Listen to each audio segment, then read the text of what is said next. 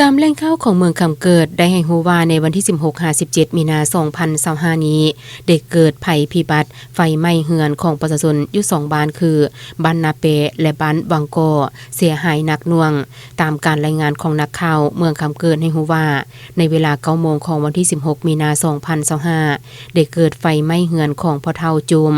คุณยุลาดอายุ66ปีประชาชนบ้านนาเปเมืองคำเกิดผลเสียหายเบื้องต้นประกอบมีเงินวิลาซันครึ่งขนาด6คูณ8เมตร1หลังเงินครัวขนาด5คูณ10เมตร1หลังเครื่องเฟอร์นิเจอร์ภายในเรือนเครื่องใช้ไฟฟ้าภายในเรือนตู้เซฟ2หน่วยในนั้นมีเงินสดจำนวนหนึ่งบ่ฮู้จำนวนละเอียดคำหูปประพันธ์จำนวน5บาทเครื่องนุ่งห่มและเครื่องใช้ครัวเรือนและเครื่องใช้อื่นๆรวมมูลค่าการเสียหาย1ตื้อ700ล้านกว่าเกียบเหตุการณ์ที่2ในเวลา 4 โมงเช้าของวันที่17 มีนาคม 2025ได้เกิดมีเหตุไฟไหม้เรือนของท่านทิดใบอายุ68ปีอาชีพประชาชนอยู่บ้านวังโกภายหลังเกิดเหตุประชาชนภายในบ้านและปกส.กลุ่มทงแคะได้พร้อมพากันช่วยมอดไฟจนฮอดเวลาประมาณ 5 โมงจึงสามารถมอดไฟได้และบ่แพร่ลามไปใส่เรือนหลังอื่นสรุปผลเสียหายมีเรือนวิลาขนาด8คูณ9เมตรไฟไหม้ครึ่งหนึ่งเรือนครัวแอมแปน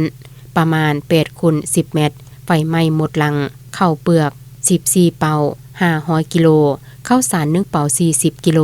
เครื่องใช้ไฟฟ้าเฟอร์นิเจอร์เครื่องนุ่งห่มและเครื่องใช้ครัวเรือนรวมผลเสียหายประมาณ100ล้านเก็บ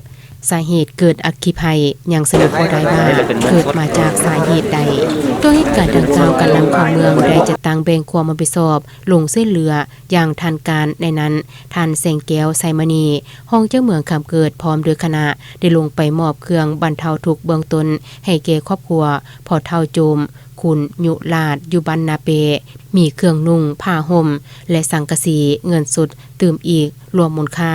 13ล้านเก็บเฉพาะครอบครัวท่านทิดใบอยู่บ้านวังกอโดยแม่นท่านพาสุขจุมมาลาวงห้องเจ้าเมืองคำเกิดพร้อมด้วยคณะได้ลงมอบเครื่องช่วยเหลือบรรเทาทุกข์เบื้องต้นรวมมีเครื่องนุ่งห่มผ้าห่มสังกะสีเตาประหยัดข้าวสารเงินสดจำนวน2ล้านเก็บรวมมูลค่าทั้งหมด8ล้าน1แสนเก็บ